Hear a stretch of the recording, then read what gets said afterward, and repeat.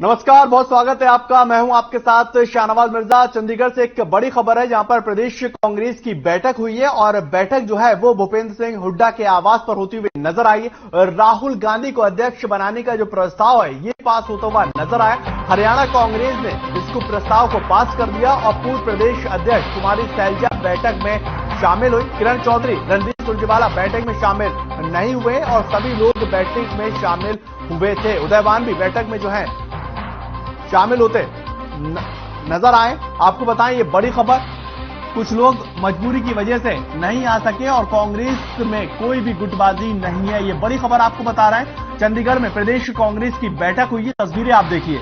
ये कांग्रेस की, प्रदेश कांग्रेस की, हरियाणा कांग्रेस की बैठक हो रही है और यहां पर प्रदेश कांग्रेस की बैठक में ये प्रस्ताव पास हुआ है। राहुल गांधी को अध्यक्ष बनाने का यह प्रस्ताव जो है वो पास होता हुआ नजर आया।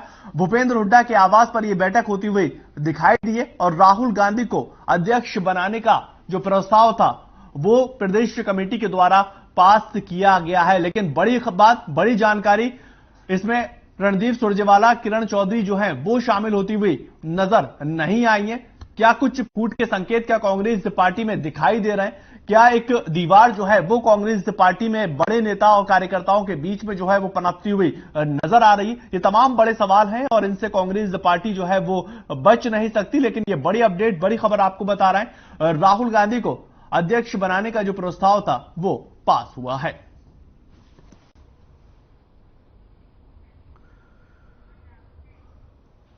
तो वहीं पर डिप्टी सीएम दुष्यंत चौटाला झज्जर पहुंचे और 25 सितंबर को ताऊ देवीलाल के जन्मदिन पर होने वाले कार्यक्रम को लेकर कार्यकर्ताओं और लोगों को न्योता देते नजर आए। इसके साथ ही उन्होंने कई मुद्दों पर भी अपनी बात रखी है और एमएमएस कांड को भी बताया और दूसरी तरफ कांग्रेस की भारत जोड़ो यात्रा के ऊपर भी निशाना साधते नजर आया है।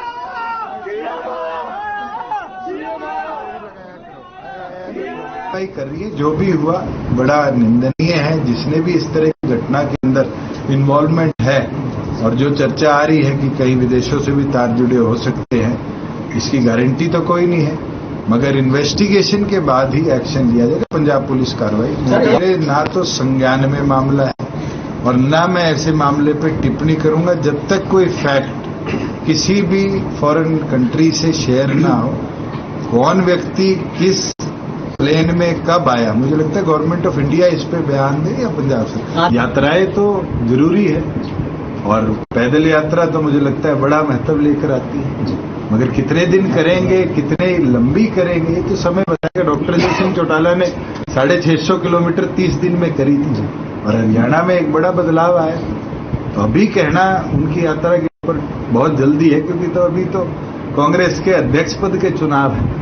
क्या पता यात्रा बीच में अध्यक्ष पद के लिए छोड़नी पड़े। कुरुक्षेत्र में भारतीय जनता पार्टी युवा मोर्चा के 2 दिवसीय प्रदेश कार्यकर्ता सम्मेलन का आयोजन किया गया और सम्मेलन के समापन सत्र के मौके पर भारतीय जनता पार्टी प्रदेश अध्यक्ष ओपी धनखड़ ने शिरकत की है और उन्होंने पार्टी कार्यक्रम के साथ युवा मोर्चा की जिम्मेदारी और कर्तव्यों के बारे में विस्तार पूर्वक चर्चा भी की। इसी मौके पर उन्होंने संबोधित करते हुए कहा कि जो लोग भारतीय जनता पार्टी में सीखते और सीख कर करते हैं वही आगे बढ़ते हुए नजर आते हैं और सीखकर भी नहीं करते वो स्थानीय स्तर पर ही रह जाते हैं। धनखड़ ने कहा कि सभी कार्यकर्ताओं से ये कहना चाहता हूं कि प्रशिक्षण शिविर सीखने का है और यहां पर उम्मीदों से आप सीख सकते हैं। उन्होंने कहा कि शिविर में सिखाया जाता है और पार्टी की विचारधारा क्या है ये विस्तार पूर्वक बताया जाता है। साथ ही उन्होंने कार्यकर्ताओं को पार्टी मजबूत करने के टिप्स भी दिए हैं।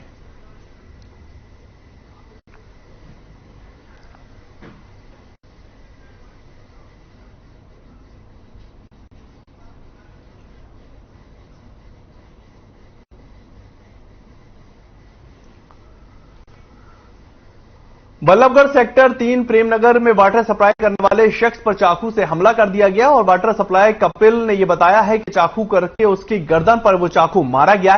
कपिल तेवतिया अपनी पानी के टैंकर के साथ जा रहा था, तभी कुछ दबंगों ने उससे मंथली पैसे की मांग की और जब उस शख्स ने मंथली पैसे देने से मना कर दिया तो दबंगों ने उसके गले पर चाकू से ही हमला कर दिया। इसी दौरान वहां पर पानी टैंकर सप्लाई के भांजा भी आ गया और इसी बीच बचाव की कोशिश में वो भी घायल होता हुआ नजर आया। ये पूरी वारदात सीसीटीवी में कैद हो गई है और आरोप ये लगाए जा रहे हैं कि बदमाश हुड़दंग करने वाले और गुंडे प्रवृत्ति के लोग हैं और पुलिस का ये कहना है कि मामले की जांच की जा रही है। जो भी इसमें दोषी पाया जाएगा उसके खिलाफ सख्त से सख्त और कड़ी से कड़ी सजा दिलवाई जाएगी।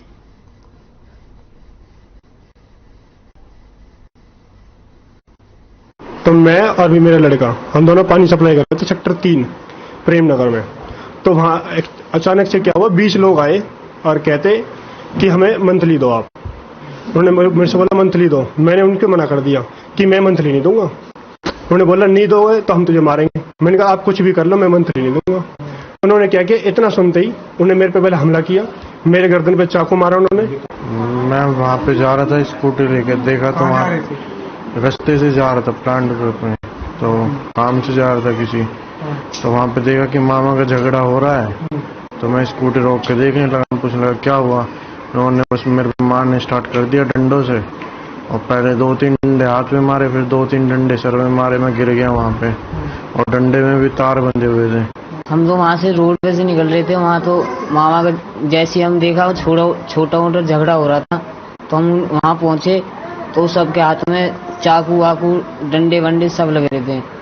तो हम वहाँ जाके रुके तो एकदम वो बोल रहे तुम भी हो पानी वाले, बोले हाँ। तो उनने एकदम हम पे हमला कर दिया। उसमें अभी तफ्तीश जारी है।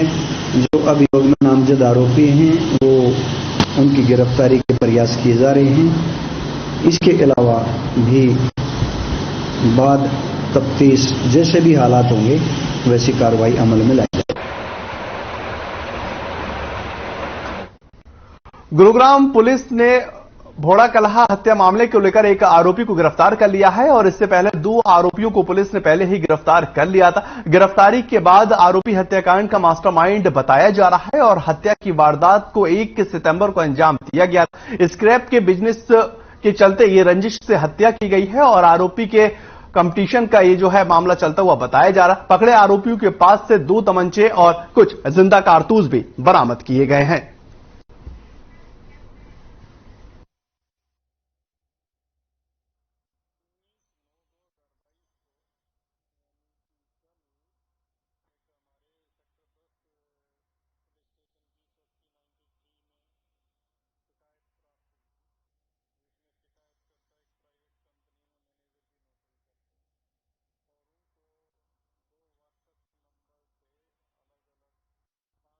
रुपए की फिर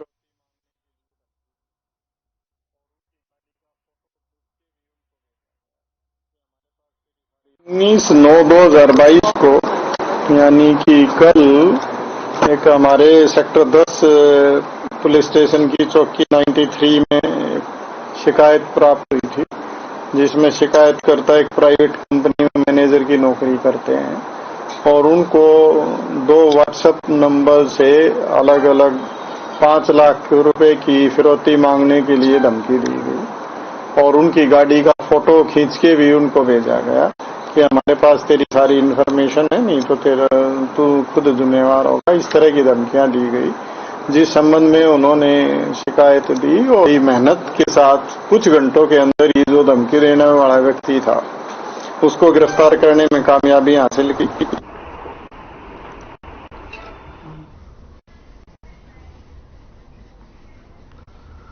तो वहीं पर गुरुग्राम के समरपुर गांव में मारपीट का मामला निकलकर सामने आया है और इसमें एक दंपत्ति के हथौड़े और डंडों को बुरी तरह से पीटा गया और इस वारदात के अंदर दंपत्ति घायल हो चुके हैं और जानकारी के मुताबिक म्यूजिक बंद करने को लेकर ये पूरा विवाद जो है वो खड़ा हुआ था।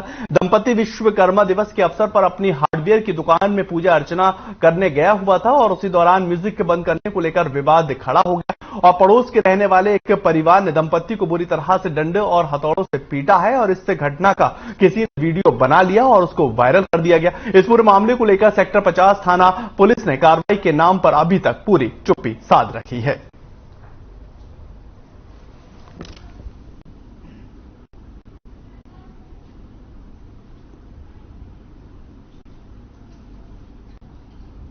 हुआ जो हम अपने पूरे फैमिली के साथ अपने शॉप पर पहुंचे थे पूजा करने के लिए, विश्वकर्मा पूजा। फिर विश्वकर्मा पूजा कार्तिक चल रही थी, तले आए लेडीज आई एक, बोली भैया बंद कर लो। मैंने बोला जो आप पूजा आरती हो जाने दीजिए, फिर बंद कर देंगे, हम चले जाएंगे अपने घर। इतने पे ही अपने घर गई, पूरे अपने फैमिली करा कर लक्ष्य रखना मार्केट समस्तपुर मार्केट गए थे, वहाँ हमारी दुकान है हार्डवेयर की, वहाँ पे हम पूजा कराने गए थे। वो एक लेडीज थी, वो बार बार हमें कह रही थी कि उसका सैलून बंद करो, जो बाजा बाज रही थी उनकी विश्वकर्मा भगवान के भजन। तो हम कह रहे थे कि पूजा हो जाएगा जब बंद करेंगे। जब वो लड़के पे हमला कर दी, जब उन्होंने उसका विरोध किया, वो अपने घर गई और पति और भाइयों को बुला के लाई।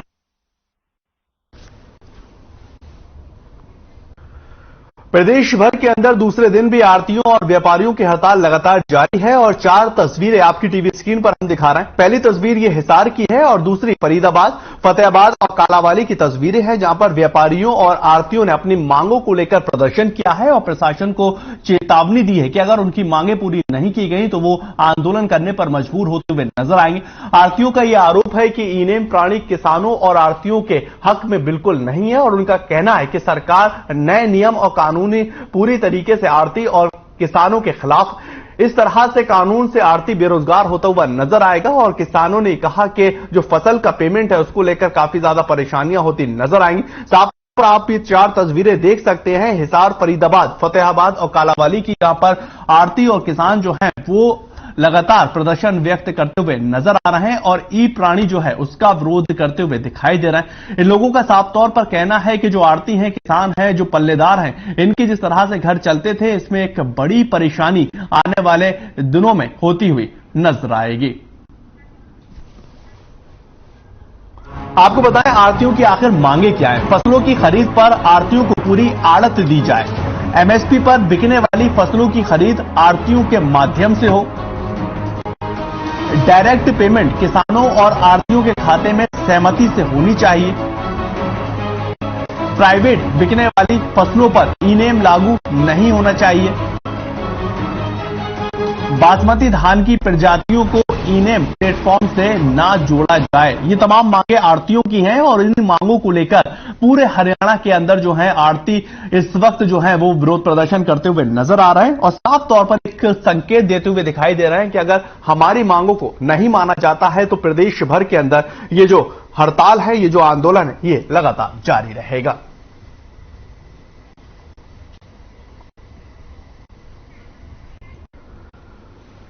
प्रदेश भर के अंदर आए दिन हादसों की जो संख्या है वो लगातार बढ़ती जा रही है। 2 तस्वीरें आप देखिए। पहली तस्वीर जो है ये रेवाड़ी की है, जहां पर बाइक के सवार युवक को निजी बस ने कुचल दिया और दूसरी तस्वीर जुलाना की आ रही है, जहां पर जुलाना से गुजरकर हवाई नारौल अंबाला के ऊपर देर रात कैंटर जो है वो पलट गया है और उसके नीचे दबने से एक व्यक्ति की मौत हो गई है। और इन दोनों तस्वीरों में दिल दहलाने वाली खबर है, क्योंकि हादसे जो हैं वो लगातार बढ़ते जा रहे हैं। रेवाड़ी हो, जुलाना हो या कोई अन्य शहर हो, लगातार हादसों से लोगों की मौतें होती हुई नजर आ रही हैं और कानून जो बनाया गया है, जिस तरीके से परिवहन नियम है, उसकी भी अनदेखी कहीं ना कहीं यहां पर होती हुई नजर आती है और इसी वजह से एक बड़े पैमाने पर इस तरह के हादसे होते हुए दिखाई देते हैं।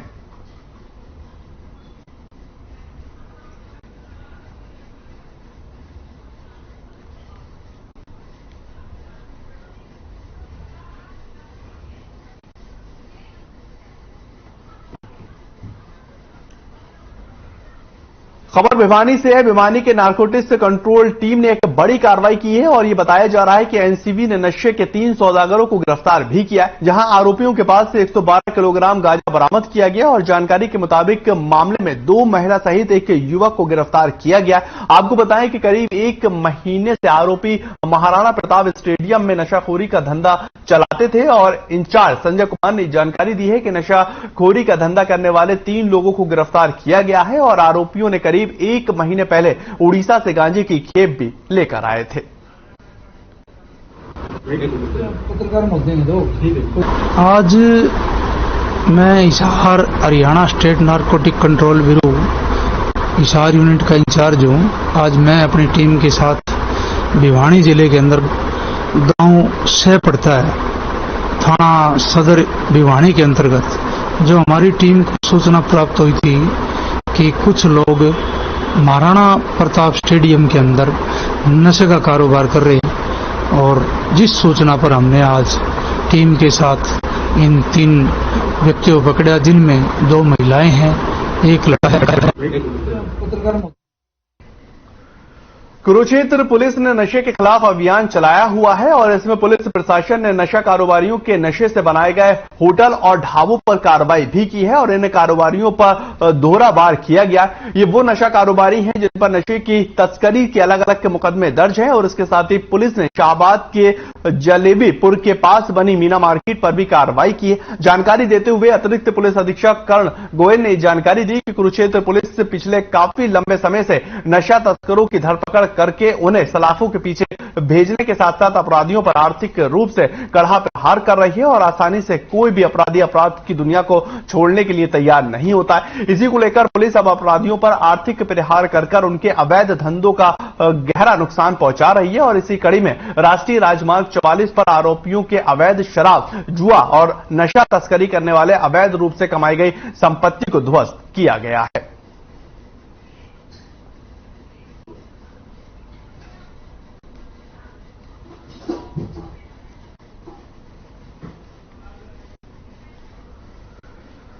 उत्तर प्रदेश की ही तर्ज पर अब हरियाणा में भी नशा तस्करों पर बुलडोजर चल रहा है और अंबाला के कुंभा मंडी में अवैध कमाई से बनाई गई बिल्डिंग के ऊपर प्रशासन ने बुलडोजर चला दिया है और पिछले 6 माह में अब तक नशा तस्करों की अवैध संपत्ति पर पुलिस ये तीसरी बड़ी कार्रवाई करती हुई नजर आई है।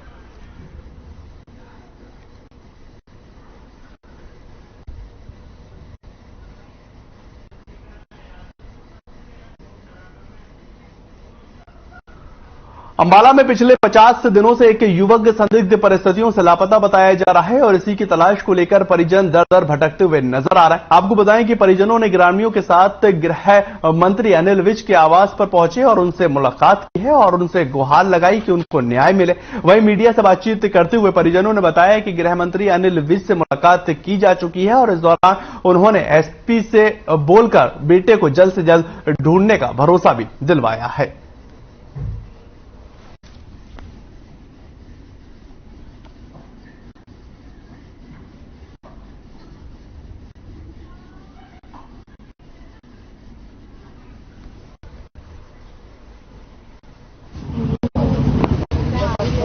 हम गांव गणेशपुर से आए हैं जो कि जादपुर थाने के अंदर पड़ता है और 2 महीने पहले दो लड़के आए उसके साथी जो कि महापंडाई का काम करते हैं और वो उसको लेकर अपने साथ चले गए पेट्रोल पंप के बहाने। पेट्रोल पंप पर जाकर उनकी फुटेज भी आ रही है लेकिन वो जाते हुए 7/2022 को रात्रि 10:30 बजे करीब उनके पड़ोसी दुकानों वाले उसको लेकर गए थे। वो बहला फुसलाकर उसे नशा कराकर वो साथ ले गए और उन्होंने वो गायब कर दिया। वो झूठ बोलकर ले गई थी कि हमें यहाँ परे तक भेज दो, लेकिन वो आगे भी ले गए उसको।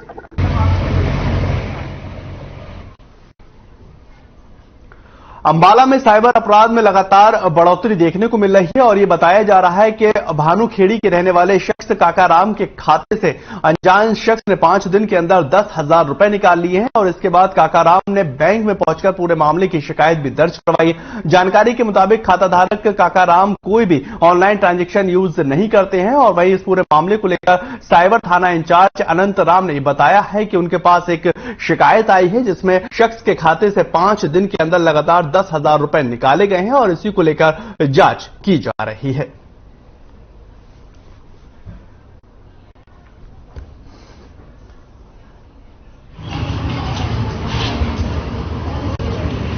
मेरा नाम कक्का राम है जी, मैं दिहाड़ीदार मजदूर आदमी हूँ और पीएनबी बैंक में मेरा खाता है और दिहाड़ी कर करके मैं दिन रात में मजदूरी कर करके अपने बच्चे के लिए क्या कहाँ पैसे इकट्ठे कर रहा था और देखो जी क्या मेरी कोई सुनवाई नहीं हुई। मैं बड़े बैंक में गया था जी मैनेजर के पास और मैनेजर ने बोला कि मैं आगे अप्लाई कर दिया। क्या हाँ, ये मामला हमारे पास एक कंप्लेंट प्राप्त हुई है 16/9/2022 को। काकाराम पुत्र हरभजन सिंह वासी है भानुखेड़ी और इसने अपने कंप्लेंट में ये दर्शाया है कि पंजाब नेशनल बैंक की ब्रांच जलवेड़ा में इनका एक खाता है और उस खाते से 11 सितंबर, 12, 13 और 14, 15 लगातार 4 दिन पैसे निकले हैं।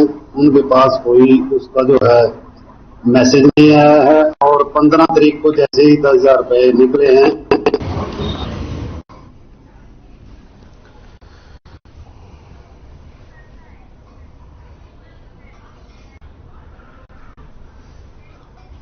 तो वहीं पर खबर अब भिवानी से है। भिवानी के जिले के गांव लेगा हेतवान के कुछ दोस्तों ने अपने ही दोस्त को पीट कर उसकी हत्या कर दी गई है और ये बताया जा रहा है कि यह हत्या मामूली विवाद के कारण हुई है। ग्रामीण कृष्ण लेगा ने आरोप लगाया है कि उन लोगों ने उसे इतना पीटा है कि वो गंभीर रूप से घायल हो गया। उसे उपचार के लिए एक निजी अस्पताल में भी भर्ती करवाया गया, जहां उसकी मौत हो चुकी है और अब विवाद क्या था इसकी अभी तक किसी को भी जानकारी नहीं मिली। आरोपी भी अभी फरार बताए जा रहे हैं और पुलिस ने मामले को दर्ज कर जांच शुरू कर दी है। प्रभारी संजय मौके पर पहुंचते हुए नजर आए और कार्रवाई शुरू कर दी गई है और उनका यह कहना है कि कार्रवाई की जा रही है, जो भी तथ्य होंगे उसके आधार पर आगे की कार्रवाई की जाएगी।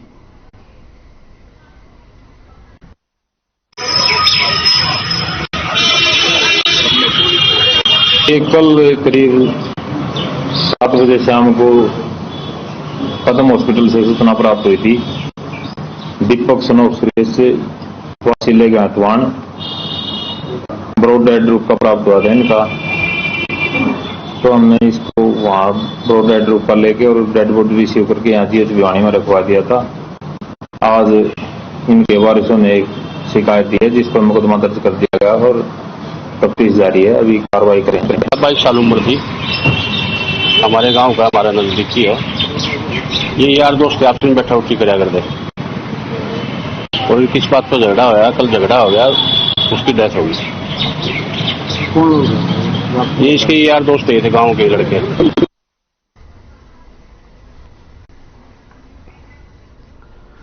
खबर जुलाना से आ रही है, जहां पर नेशनल हाईवे 152 पर बिदौले की बोरियों से भरा कैंटर जो है वो पलट गया है और हादसे में कैंटर के नीचे आने से एक व्यक्ति की मौत भी हो गई है। मृतक व्यक्ति की अभी तक पहचान नहीं हो पाई है और सूचना मिलते ही पुलिस मौके पर भी पहुंची। इसके बाद पुलिस ने क्रेन की सहायता से व्यक्ति को बाहर निकाला और आगे की जांच पड़ताल पुलिस से करती हुई नजर आ रही है।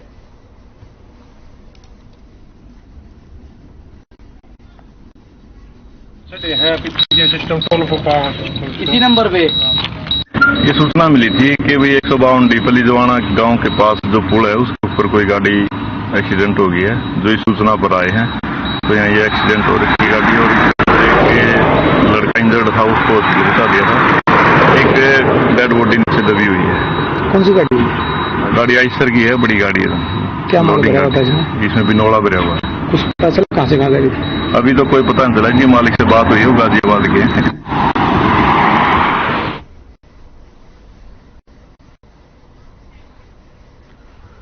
उधर भिवानी के अंदर जन स्वास्थ्य विभाग के ठेकेदारों की पिछले 6 माह से पेमेंट नहीं मिलने से काफी ज्यादा उनको परेशानियों का सामना करना पड़ रहा है और ठेकेदारों ने विभिन्न विभाग के परिसर के अंदर एकत्रित होकर अनिश्चितकालीन धरना भी दिया। इसके साथ ही उन्होंने सरकार के खिलाफ जोरदार नारेबाजी की और ठेकेदारों ने यह बताया है कि पिछले 6 माह में पूरे हरियाणा डिवीजन के जन स्वास्थ्य विभाग के ठेकेदारों की पेमेंट नहीं मिल पाई। इसी के चलते काफी ज्यादा परेशानियों का सामना करना पड़ रहा है और उन्होंने यह भी बताया कि कई बार अधिकारियों से मिल चुके हैं लेकिन समस्या का कोई भी समाधान होता हुआ नहीं नजर आ रहा।